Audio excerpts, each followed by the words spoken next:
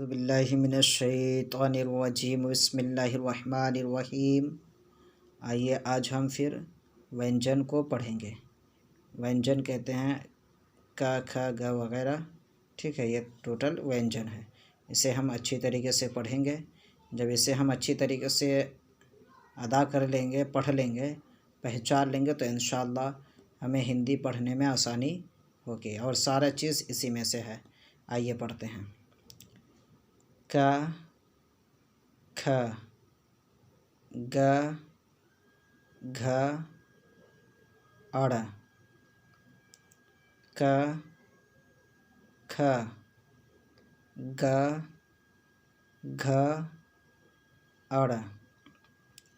च, छ, ज, झ, इया। च, छ, ज, झ, इया। ट, ठ, द, ड, ढ, न। ट, ठ, ड, ढ, न। त, थ, द, ध, न। त, थ, द, ध, न। प, फ, ब, भ, म।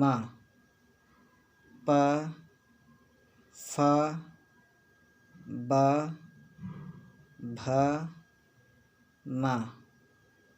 य, र, ल, व, श।